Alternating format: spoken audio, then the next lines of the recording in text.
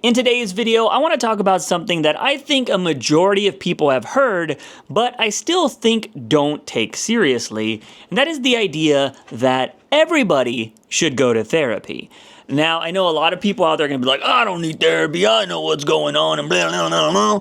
And then you're going to have a lot of people that are like, I can't afford it. I would go, but I can't afford it. And then you have people that are there or that have went before and think that, it's not for me or that's not going to benefit me in any way.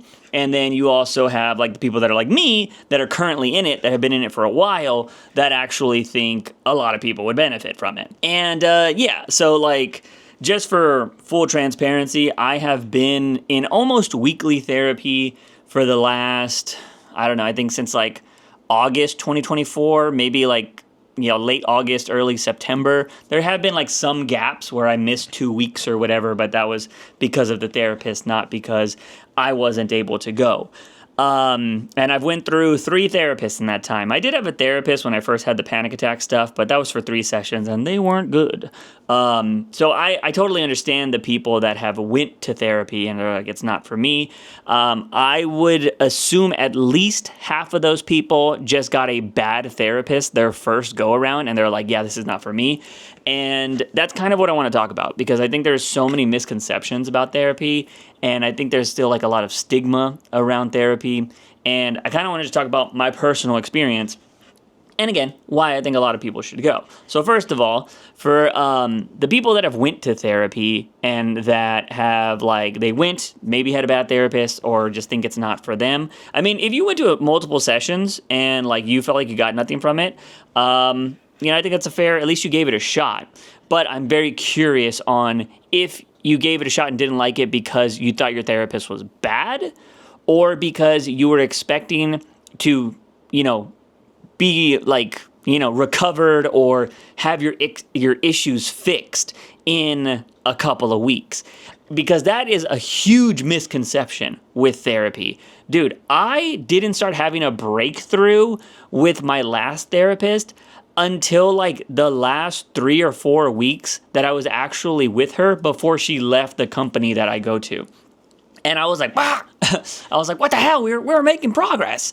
And that's what unfortunately sucked. Like a lot of the time, because I think a lot of things that people have that don't understand about therapy is therapies, like therapists, I should say, are all like, even though it's just like the title is therapist, there's specialties. Like you have to make sure you are going to the right therapist. Going to a therapist about PTSD when you have like, maybe like OCD or you have like issues where, I don't know, you just need to talk to somebody all the time is probably not the best thing because they're like, oh, I deal with PTSD, like really serious shit, or like, other people that deal with like schizophrenia and stuff like that. You don't probably need to go to that if you're somebody that deals with health anxiety like myself. Same thing if you have childhood trauma or you are a child, you don't need to go to somebody that is dealing with like, that specializes in freaking divorce therapy and all that kind of jazz. Like, granted, I think every therapist has basic knowledge to help a lot of people, but some people specialize in that shit. There's my dog going crazy again because it's what he does. Okay, I had to make a cut in the video because my dog's being a little too loud over there.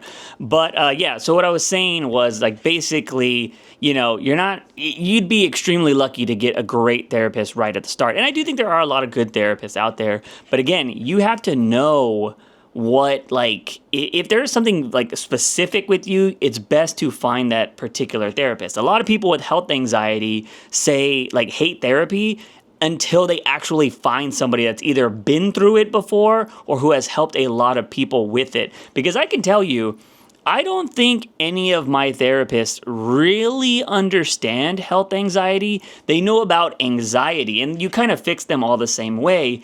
And but I don't think any of them have been through it, which I think is a very different thing.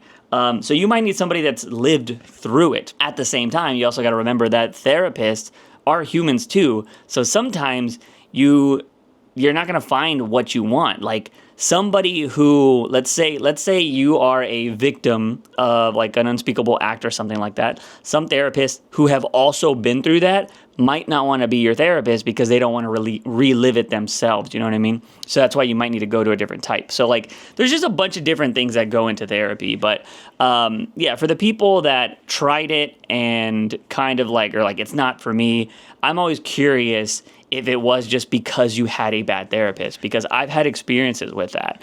And I think it's also very different too, right? I have noticed that between men and women are a lot more like, talk therapy is a big thing. Like they just let you talk and let you air out your emotions and all that jazz. And it's good. And I noticed that for a long time. I was just somebody that went into therapy and just talked about my week, and I would leave feeling better. And like, you know, my therapist would chime in and be like, hey, what's going on? Like, what is this? And like, would ask questions in there. But I'm a yapper. I yap. If you haven't been watching these vlogs, you know, I'm a yapper. So I think that's what happened a lot with my female therapist. My male therapists are more like, I don't want to say strategic, but like they have a plan, or they want to get down to the nitty gritty and find a solution to help you get out of therapy. They're like my current dude is just like, hey, I want to see you every week. And then, you know, once we start getting down to this thing, I want to see you every 2 weeks. And then after that, I want to see you once a month. And then you graduate, you're gone. And I'm just like, God damn, like you want me out of here. But I mean, it's also kind of refreshing. It's nice to have a therapist that really wants to fix your anxiety so you can just go live life, man. And you're not having to waste an hour or whatever in therapy. So yeah, that's one of the biggest things is if you've been to therapy or you haven't been to therapy, just know that your first time might not be the best. It wasn't for me. My first therapist, she was just trying to get me through the week and wasn't necessarily helping. But I did still learn 1 or 2 things from her. But I just didn't think we vibed very well. I would talk about other therapists sometimes or other things I learned in therapy, and it seemed like she got offended. And I was like, bro, what? Like, why are you getting offended because I'm talking about another therapist that I learned stuff from? It was weird. So yeah, I just don't think we vibed. Like I said, second one was fire. Only had him for 4 sessions. It felt like he was tailor-made for my issues because I was talking about YouTube and how it's stressful and like the online world and how like, you know, stuff like getting canceled and all that jazz like affects my brain. And he was like, dude, he was like dissecting that shit. He was like, do you think it's right? He was like, do you think that the online space is a real space or a synthetic space? Like, it was just fucking like going in my brain. And I was just like, dude, what the hell? He's like making me think about a lot of shit. And that was awesome. And then he fucking left. So that sucked. And then my third one was another female therapist, and it was more like talk therapy. We were kind of just talking through stuff, and she wanted to know about like the people in my life and stuff like that to see if there was anything there. And then, you know, I would talk about death a lot and all that jazz, which that will probably be a later video in this series. But yeah, and then like I said, the new guy is more like plan. But the reason why I think everybody should go to therapy, to kind of harp on that and the main concept of this video, is because therapy isn't necessarily going to be a place that fixes you right away. And I think that's what everybody thinks. They're like, oh, I'll be done in a month. I think therapy is a place for you to talk about what you're going through and have somebody give you a different perspective that you might know about, but you need to hear it from somebody else.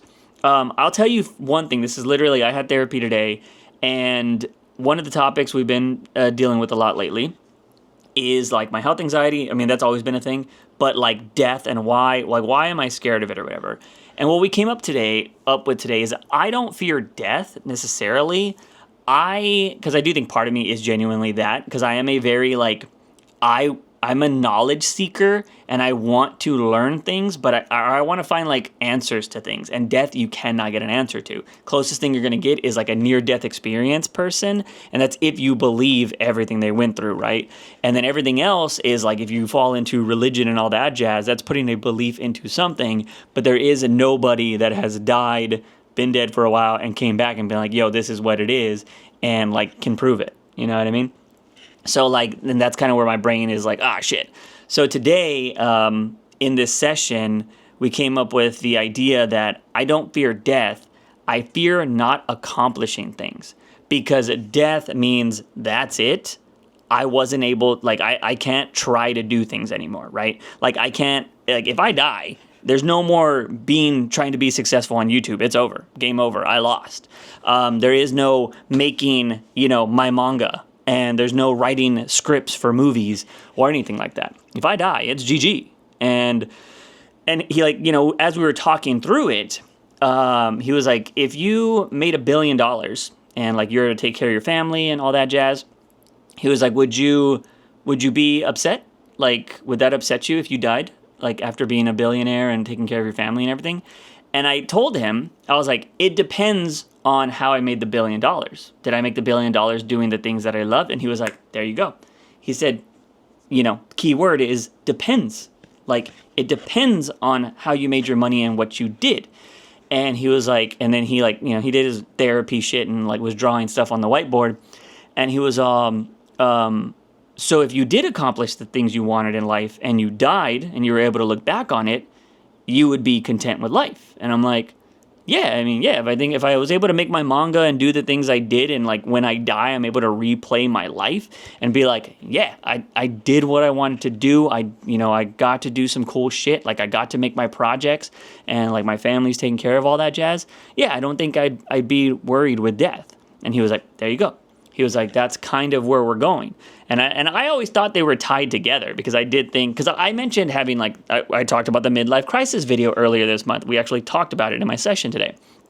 And he was kind of talking about how, yeah, that makes a lot of sense. And so it's things I know, right? I'm very self-aware. Some people that need therapy or that should try therapy might not be as self-aware as I am. So when you do go, whether you're doing talk therapy or whatever kind of therapy you want to try, when you're telling this therapist something, they are getting all this information for the first time, and they're going to be able to see it through a different lens and might be able to tell you a different perspective that you haven't thought about, or that you have thought about, but you didn't put any stock into because you thought maybe it wasn't that serious. But if somebody else sees it, then you're like, oh, somebody else has seen it too.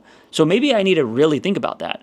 And I think that's the importance of therapy, is really just getting that different perspective and having your eyes open to things that you might already know, you're just not paying attention to, or maybe you don't want to pay attention to.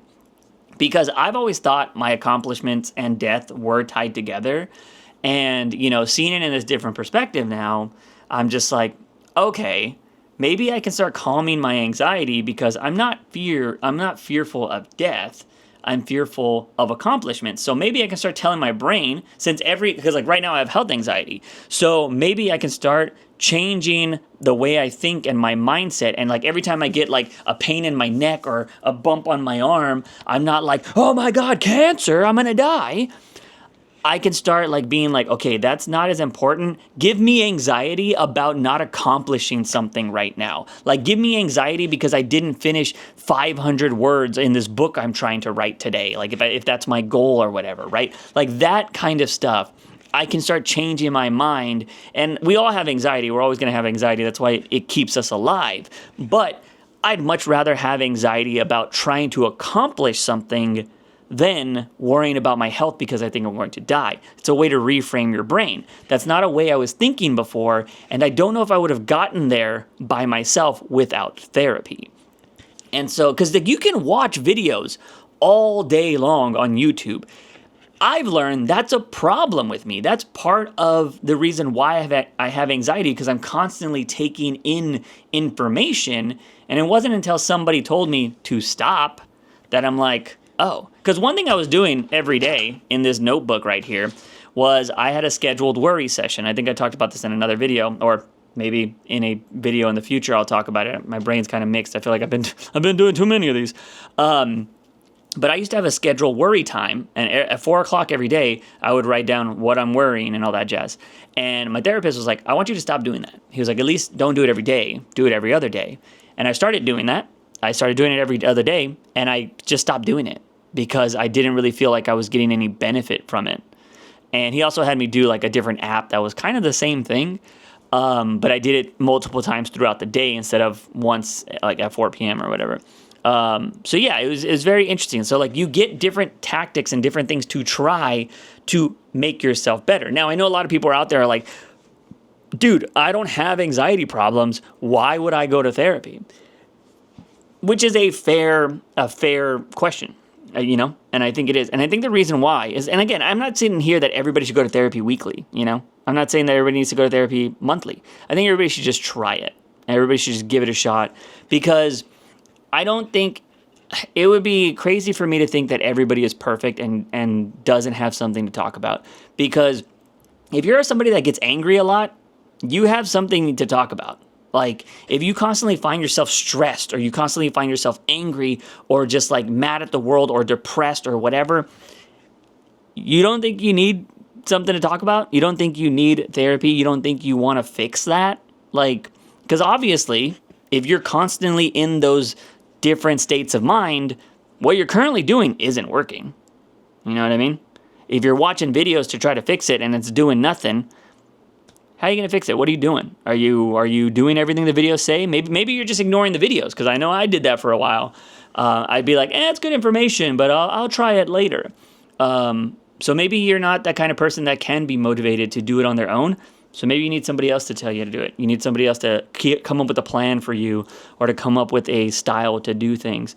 I think if you are very afraid of a lot of things, you probably should also go to therapy to find out why you're so afraid of things. Because I don't know, man, I think as I get older, and as I know that my clock is starting to tick down, and I hope the clock goes on for a really long time, by the way, you know, I'm starting to realize that life is finite, or finite is the proper word.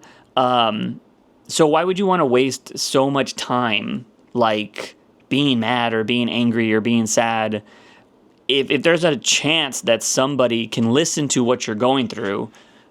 Why wouldn't you take that chance? You know what I mean? That's why I think therapy is important. And you know what? I tell everybody 3 sessions. 3 sessions. If you don't like your therapist in 3 sessions, get out of there. Because I think that's good enough to know if you like a therapist. I mean, if your therapist is just an asshole day one, yeah, you don't need to go to more. But I do think the first time is kind of like a, you know, back and forth feeling kind of thing. And the second time might be like, okay, I kind of know this person a little bit, so let's see where we go from there. They might ask you questions from the previous session. And then the third time, if you feel like you're genuinely not getting anything out of it, like you don't feel like you're, like you see it's going to go anywhere, then just cut it there. You don't need to keep going. But yeah, again, and then for the people that say it's expensive, or like you can't afford it, been there, trust me, I know. I will say this, though, because I do find it kind of crazy. I would see, like, if you have insurance, you should see why your insurance doesn't cover certain things. I spoke with an agent because I am a freelancer. So, like, I have to go off of, like, government insurance or whatever. I don't know what the fuck it's called. Basically, I mean, maybe it's not even government insurance. I don't know. Maybe I'm just paying whatever. I talked to an insurance agent, and they helped me get set up with a company, with whatever insurance company I currently have. And I told them specifically, I was like, yo, I need stuff for therapy. I need, like, mental health stuff. On my old plan, I paid $20 a session, which wasn't bad. So I was paying $80 a month to go to therapy once a week, which I could afford. I could afford that, you know, luckily. But I could have also done every 2 weeks or whatever. Even once a month is better than nothing. And that was $20. My insurance covered it. Now, this year, I don't know what happened. I don't know what he did, but it's covered fully. And the crazy thing is, when I had my, you know, fucking job that I worked at 8 years, and I was getting paid really well, and I had, like, insurance that I was able to go to any doctor I wanted to, I don't know if that covered therapy at all. So I would say if you are somebody that wants therapy, has insurance, actually go and check, like, yo, can I go to therapy? Because some of your insurances might cover it, or it might be cheaper, or be like, yo, how can I change my plan to include therapy? Because it might be just it might be a case of where you just need to just get on the right plan. Because I think a lot of people don't really look into their insurance because it is kind of annoying, especially if you're in America. But that might be something to do. If you don't have insurance, there are different things out there that you can try that are kind of cheap. I know some people don't like doing online stuff, but I do think just trying it out once in a while is something different. It's very hard for me to talk about people that don't have insurance. I mean, I was there, and so I know how expensive shit is. So therapy might not be in the cards for you. But I do think if there is a way for you to just even get a session in somehow, I do think trying it to see if that's something you want to do in the future, because then maybe you can make a plan to get back on that, or like find a way to do it, right? But I do think, depending on if you're a freelancer like I am, I would talk to an insurance agent, because they help out a lot of people, and I think people just don't think about going that step, and then just let them know you want to do some mental health stuff and try to go that route. But yeah, so those are some of the biggest like misconceptions or things that I think when it comes to therapy. I think a lot of people, one, think it's too expensive. Two, I think are like, I don't need that and all that jazz. I think everybody can just benefit from it, man. I think it's because here's the thing. I think we don't talk about this enough, but I think there's a lot of people out there that don't have friends to confide in or talk about like serious issues in life. I genuinely think that's true. Like I know a lot of us are connecting through like Discord and online and all that jazz, but there's something different about talking to somebody in person about your issues. It's a different type of connection. And like, and I'm not one of those people that says like, online friends aren't real friends. I don't believe that shit. I had made some of my best friends because I met them online. But sometimes, we live countries away and we're not able to really like talk about everything. But I do think that not everybody is able to have those connections of being in person. You know what I mean? Or not having like real close friends that you can confide in. And maybe that can be something you talk about with your therapist, because I will say my mental has definitely improved big time with going to therapy. And there's ups and downs, man. That's just life. But one of the things that I will say, like my therapists have got me to like go outside more, have got me to like try to really make an effort to be more social and go talk to people and be around people. And obviously we're getting down to the nitty gritty of why I probably have a lot of anxiety, because my anxiety did start when I became a full-time content creator. I kind of knew that, but they also kind of threw that out there. They're like, so you didn't start until you were chasing the dream? There's obviously something there, and it all has to do with accomplishments. And every year I don't accomplish the things I want to accomplish. It makes me just feel like, oh, I'm gonna die soon, or I'm getting closer to death. I hope I'm not dying soon. Please, knock on wood. But yeah, that's kind of it. Anyways, that's my rant about therapy. I had a good session today, and I just felt like I wanted to talk about it and kind of like, kind of throw this out there for anybody else that is kind of maybe on the fence about therapy. Just give it a shot. Just give it a shot. Especially if it's also give it a shot if you're one of those people out there that's like, I'll try anything once, then fucking go to therapy. Also, if you're somebody that's like so down to try like drugs and shit because you're like, I want to see if it's a good time, give therapy a shot. Treat it as a drug. Be like, I want to try that therapy shit. People talk about it like it's good. Do it. Just try it out. I think everybody should try it at least once. And but remember, therapists are people too. And just like Bob, the shitty guy at your job, sometimes you run into a shitty therapist, all right? Every occupation has them, but hopefully don't let one bad therapy experience throw your whole experience or your whole mindset or view of therapy out the window, because there are a lot of great therapists out there. And I know because I've met a lot of them. But anyways, that's it, ladies and gentlemen. I'll see you in the next Vita vlog.